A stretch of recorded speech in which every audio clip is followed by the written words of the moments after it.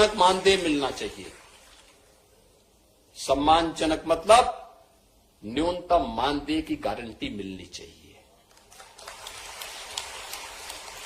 हम लोगों ने प्रारंभ किया है, आप देखना इसी अप्रैल से हम लोग पहले जितने भी आउटसोर्स कार्मिक हैं उनके लिए हम लोगों ने कॉर्पोरेशन गठित किया है।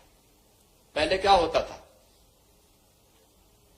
ये जितने आउटसोर्सर कंपनियां थी ज्यादातर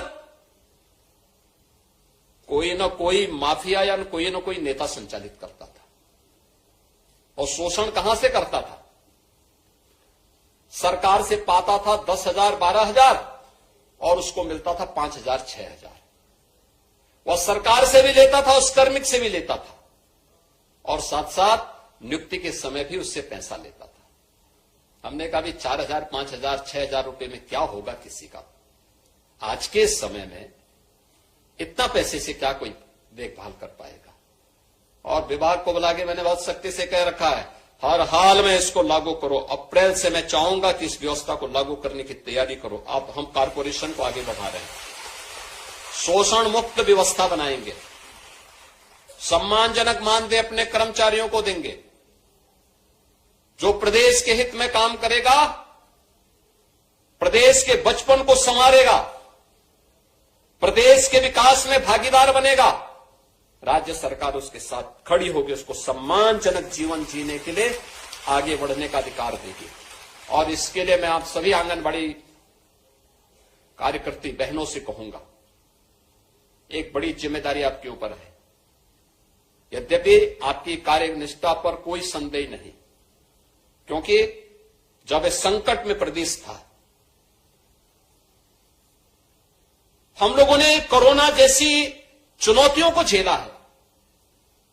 और उस समय मैं देखता था बड़े से बड़े लोग पस्त थे, बहुत सारे लोग बहाना कर देते थे, लेकिन तब भी मैं देखता था कि आप लोग घर घर स्क्रीनिंग के कार्यक्रम के साथ सरकार के अभियान को आगे बढ़ाने का काम है। तीन तबके को तो मैंने अपनी आंखों से देखा है, क्योंकि मैं भी निकला था। प्रधानमंत्री जी जब फील्ड में उतरे थे तो मैं भी उतरा था और हम लोगों ने जिले जिले में जाकर के देखा था।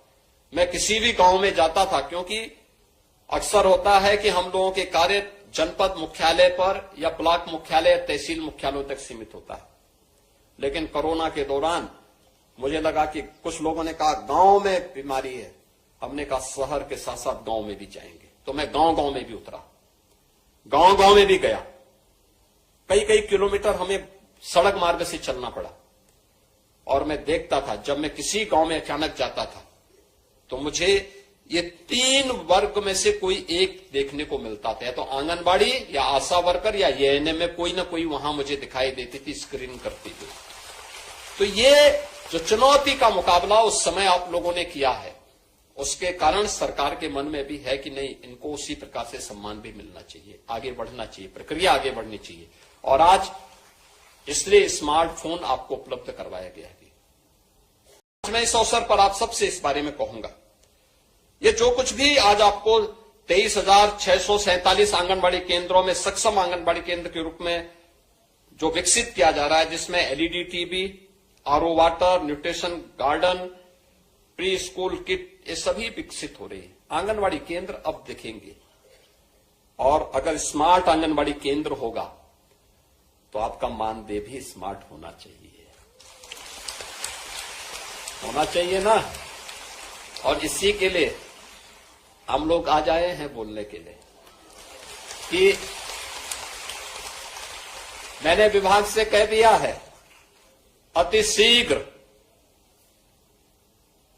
ये ट्रेनिंग कराओ और मानदेय का प्रस्ताव प्रस्तुत करके बड़ा समारोह करके इन लोगों के मानदेय को अभी से प्रारंभ करिए, जिससे अति शीघ्र इनको एक मानदेय प्रारंभ हो जाए।